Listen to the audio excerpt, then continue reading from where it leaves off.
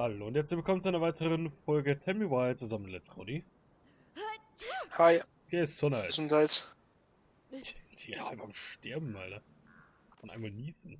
So, heute haben wir die nächsten 5 Stories. Yay. Du, glaube ich, beginnst. Ja. Okay.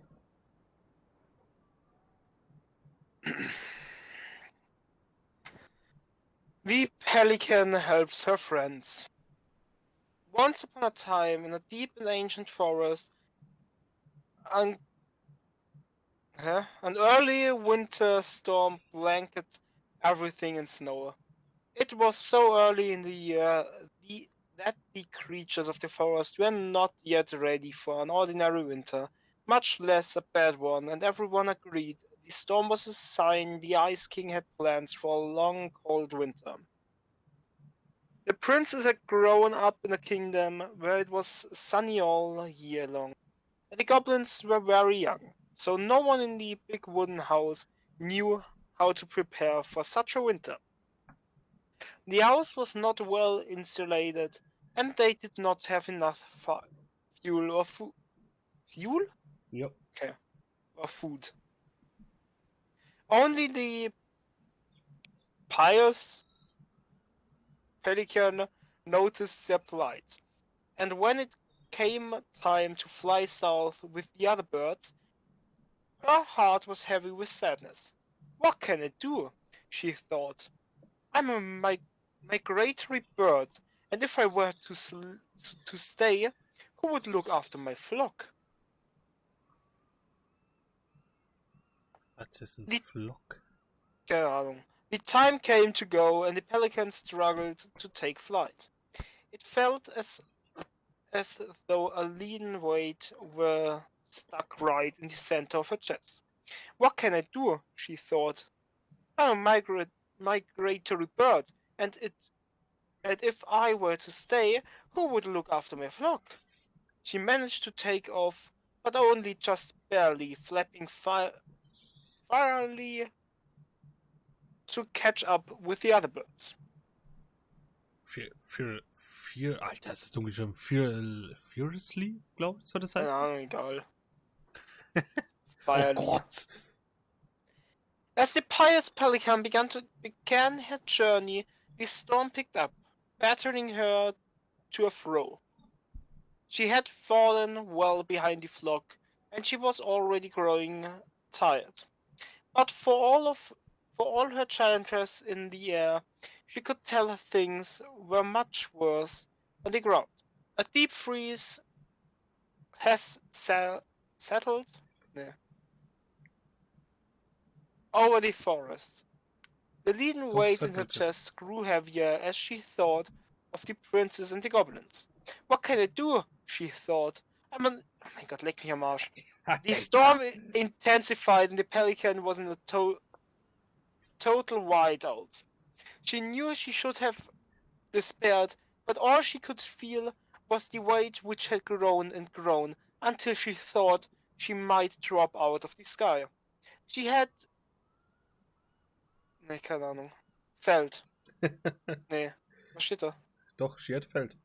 She had felt called to help the princes and goblins, but she had ignored it. Mein Gott, ey, dummer Pelikan. I should have stayed, she thought. It was the right thing to do, and now I'm lost, with no way to make it right. Suddenly, she was plucked from the sky and deposited in the hall of the Ice King. Wie bist du da gelandet, Digga? Ich Keine dachte, du Ahnung. wolltest doch südlich nach Norden, Alter. Pelican, he said. You were flying? Flying in circles around my mountain. I was lost, she said, weighted down by the weight of guilt in my heart. The Ice King stared at her sagely. Is it guilt, or is it something else? Open your beak. Beak. He reached down inside of her, pulling out a glowing stone. The pious pelican was surprised at how it filled her with warmth, chasing away cold and her doubt. You know what you must do, said the Ice King. The pious pelican flew straight to the big wooden house.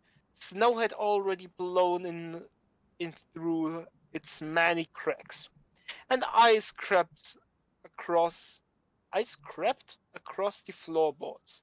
She found the princess and the goblins huddled in front of the quite hearth, nearly frozen solid. No! She cried, and then she placed the stone in the princess' lap. The warmth of it spread through the whole of the house, melting all that had frozen. The princess threw her arms around the pelican's chest, and the goblins clung to her legs. Thank you, they cried. You're welcome, said the pelican, smiling in deep satisfaction. What is that? Asked the princess, staring at the wonderful stone. At first, said the pelican, I thought it was my guild, but when the Ice King pulled it out of me, I realized it was something much more powerful. Just then the storm broke and the skies cleared. The pelican filled the big wooden house's larder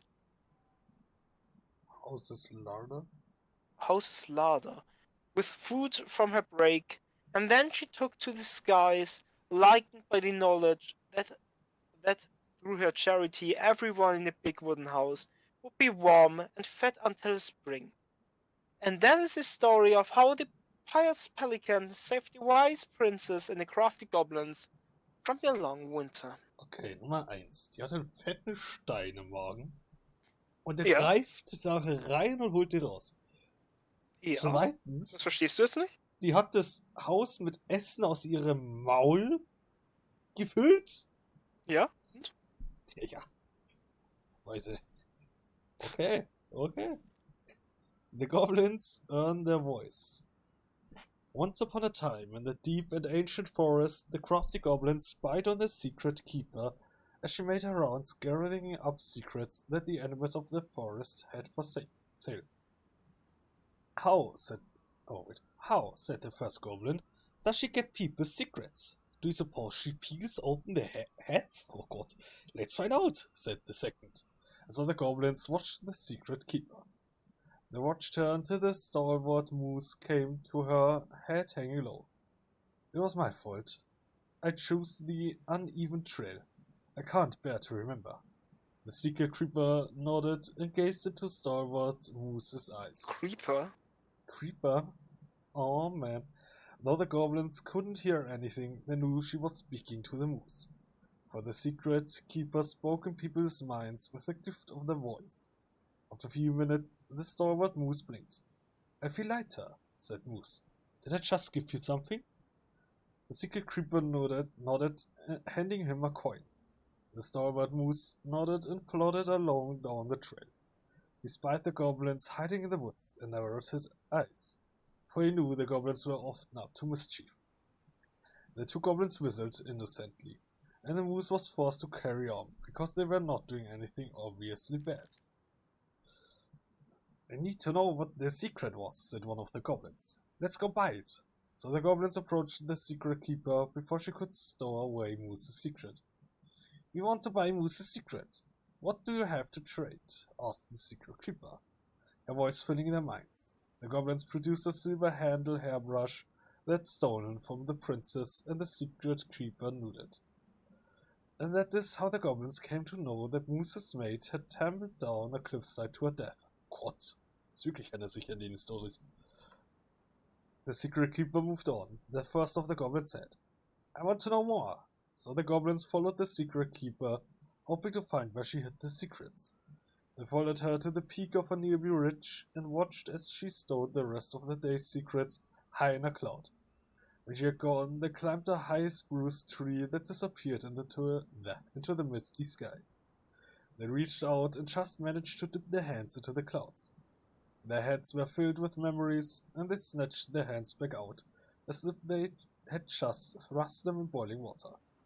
Tears poured down their cheeks. That was how the secret keeper found them, crying in a tree. You stole my secrets, seethed the secret keeper. Give them back. The crafty goblins stopped crying because they saw an opportunity. What will you give us in exchange? They asked. I will give you back the silver-handled hairbrush, offered the secret keeper. For so many secrets? Ha! You will have to offer more than that. What if, said the secret keeper, I shared the gift of voice? The crafty goblins grew excited. That will do. So the secret keeper shared the gift of voice with the goblins, and immediately they found that they could hear one another's thoughts and feel each other's feelings. The crafty goblins gave back the secret they had taken and ran back to the big wooden house. There they found the princess preparing food. They tried to peer into her mind, but they found it was blank. They tried to speak to her using only their own minds, but she could not hear them. It seemed the secret keeper was craftier than the crafty goblins, for she had only shared enough of her power to let the goblins use the gift of voice with each other and not with the whole forest. That is how the goblins stole the gift of voice from the secret keeper, but why they could only use it with each other. Aha, interesting.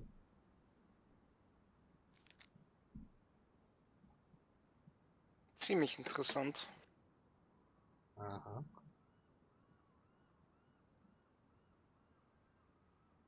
Ja, gleich. Jo. Den Frosch.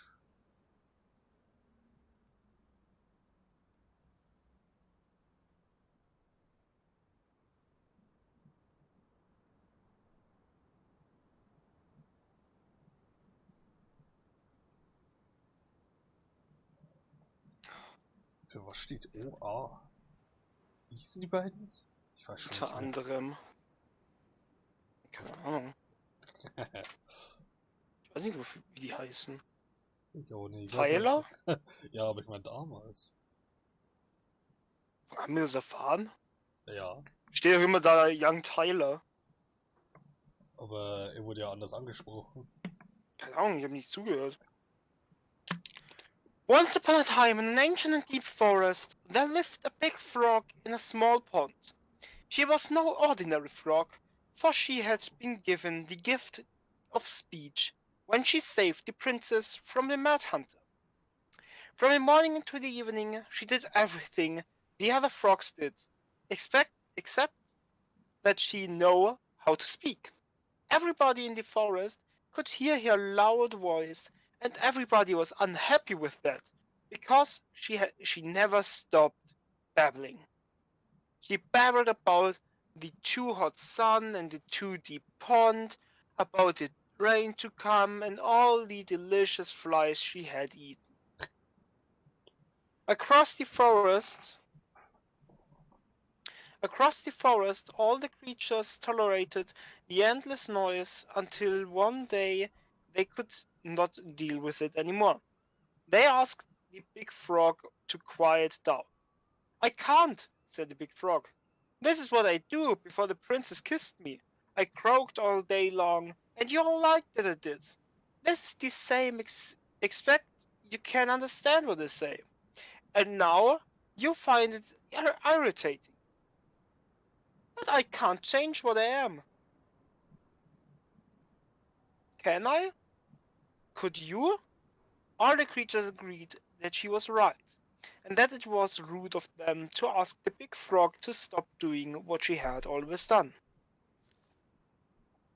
So they returned to their own parts of the forest and let the big frog do what frogs have always done. Jumping and talking some more. About the too hot sun and the too deep pond, about the rain to come and the delicious flies they have eaten.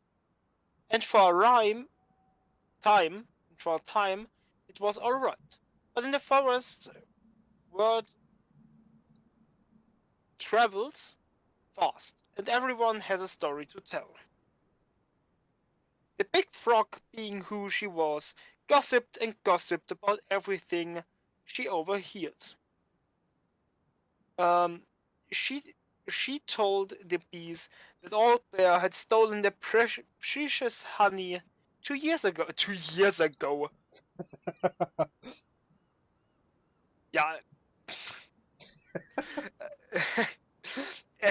and she told the beavers that the eagle had stolen the precious wood She told the deer who had killed her fawn, and she told the tall spruce who had carved the cuss word into its bark. Schön. Once again, everyone in the forest asked the big frog to keep quiet, for now everyone had a grudge against everyone else. But once again, the big frog would not listen. Well, I was just a frog, you never paid attention to me, and nobody helped me when the mad hunter hunted me for sport. This is only a right for a wrong, and I won't stop talking. The fuss went on, and the noise was so loud that the Ice King himself awoke and decided to see what was going on. Silence! Bellowed the king, and even the big frog stopped babbling.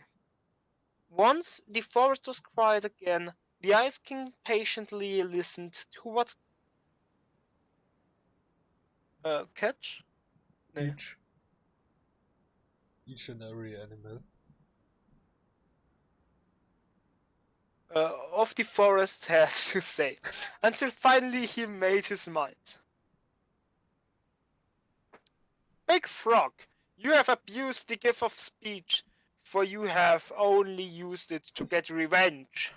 Despite knowing that words can be hurtful, you threw them around without caution, and you caused too much trouble. The big frog opened her mouth to protest, but the Ice King raised his finger before she could say another word. Since you received the gift of speech for a good deed, I would not dare to take it away from you.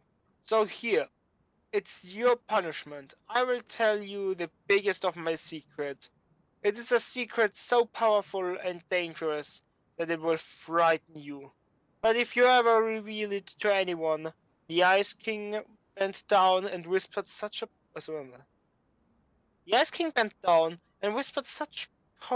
potent words in the big frog's ear that the poor creature started to tremble.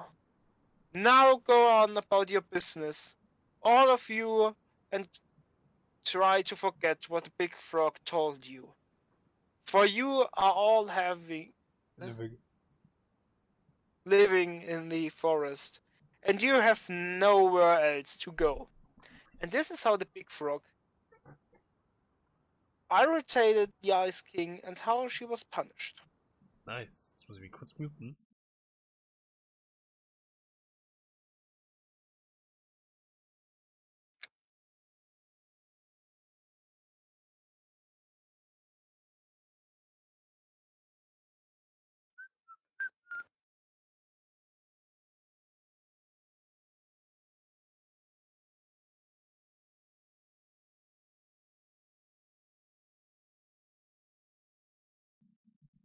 So, jetzt muss ich bloß wieder reingehen. So.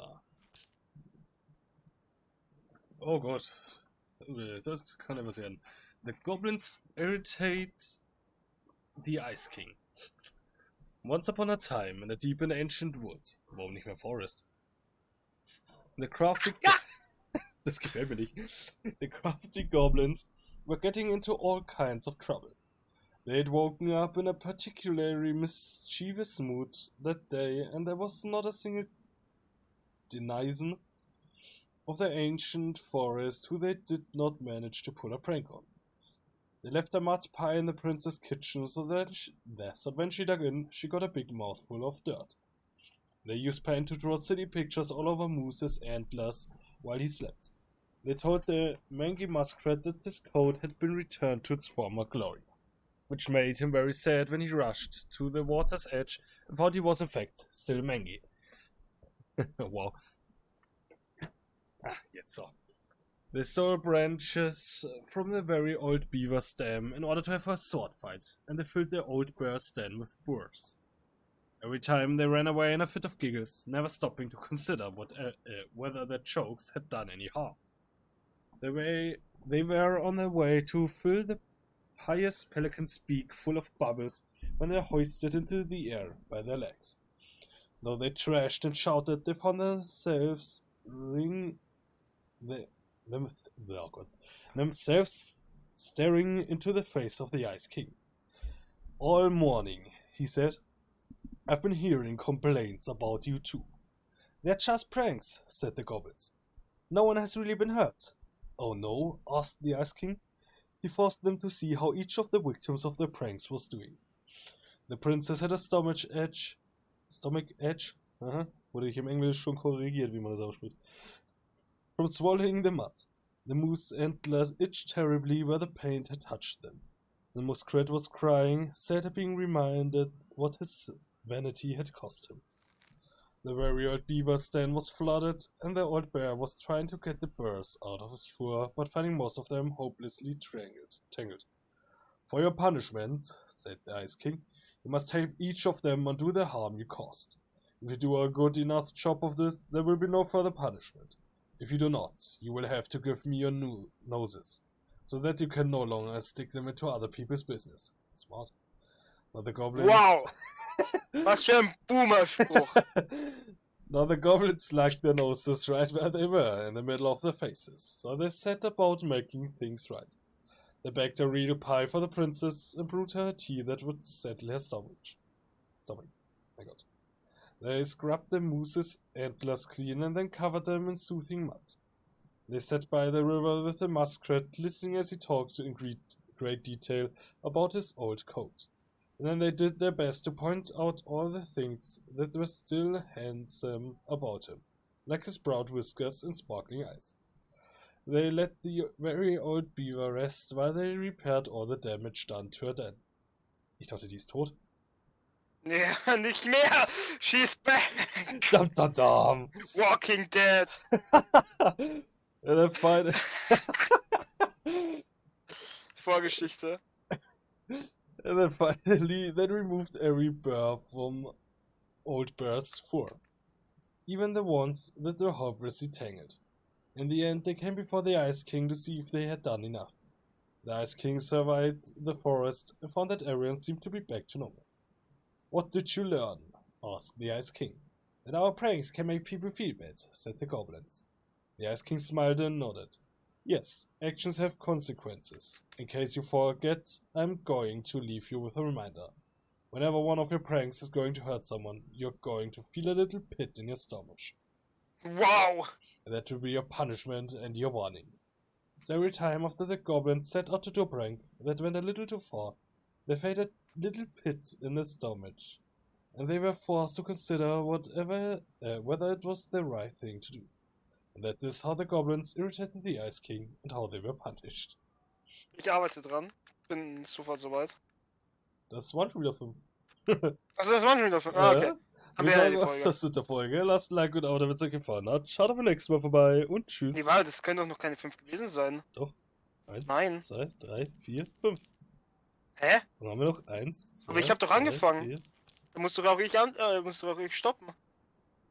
Du, ich, du. Nee. Hä? Doch, klar! Haben wir eine übersprungen? Hast du eine übersprungen? Ich glaube, wir haben The Goblins Save the Old Beaver nicht. Nein, haben wir nicht. Hä, wie sind wir da hingekommen? Ich hatte auf Weiß 10. ich nicht. Ja, ich hatte auf 10. Okay, strange. Okay, ja gut. Hast du noch eine Story? Hä? Wow, ich hätte die Kohle gekriegt. Das krieg ich den Scheiß hier. Ja, wir haben ja doch noch eine Folge. Ja, Arsch. The goblins saved the old beaver. Once upon a time in a deep and ancient forest. We're here again. Winter gave way to spring. In a sudden burst of warm air that melted all the snow and all the ice all at once. Gott, wie oft kann man denn all in den Satz schreiben? The river swelled until it could no longer hold all the water in, and then it spilled out to create new rivers in places where no one was expecting them. The whole of the forest went into a panic, looking for shelter from the rising waters. The very old beaver had been working on her dam when one of those new rivers came rushing right at her. She screeched and Squealed. squealed, but whatever direction she ran, more water appeared. She was caught in the flooding and thought she had once been an excellent swimmer. Age had taken its toll, and so the raging water carried her off at a speed she couldn't control. Help! She called. The crafty goblins had been running back to their cave under the big wooden house when they heard the beaver's cries. We have to help the beaver, one goblin said. You go one way and I'll go the other. They ran, keeping in touch with the gift of voice. Finally, one of them spotting her twisting and numbling in the river. But she was on the opposite side of the water, and the goblin could not reach her. Brother, the sister goblin called Out. out through the gift of voice. Ich dachte, die wären beide weiblich und das hat doch Tyler aufgeregt. Ja, vielleicht wird es doch geändert. Krass. Cringe. I see her, but I can't get to her. Maybe you can. I'll try. The goblin guided her brother so that he would hit the river in just the right spot to reach the beaver. The plan worked, and soon the second goblin appeared in just the right spot. Beaver! He shouted, holding out a branch. Grab a hold of this. The beaver grabbed it. But in her panic, she pulled the goblin in two. No! Cried his sister. She ran as hard as her legs could go, managing to outpace the river and get ahead of the beaver and her brother. Searching for some means of getting them out, she spied a low-hanging branch. A low-hanging branch. A low-hanging branch. They'd sip it quickly, but if they were fast enough, weren't they? They'd supply it quickly, but if they're fast. Jetzt. Ja. Brother! She cried out through the gift. You're coming up on a low-hanging branch. You'll zip by it quickly, but if you're fast enough, got it, said her brother, and then he said to the beaver, Get ready to grab a hold of a low-hanging branch.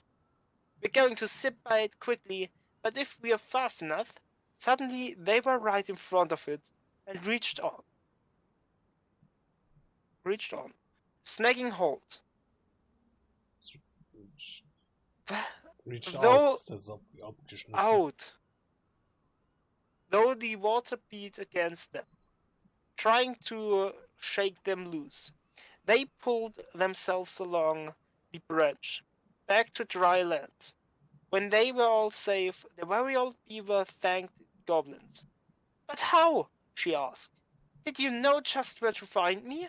And how did you know that branch was coming? The goblins shed a secret smile. Just lucky, I guess, they said. And that is how the goblins saved the very old beaver from the flooding river, and how she never know how they did it. Nice. Gut, dann würde ich sagen, war es das mit der Folge. Lasst ein Like und ein Abo, wenn es euch gefallen hat. Schaut auch beim nächsten Mal vorbei und tschüss. Tschüss.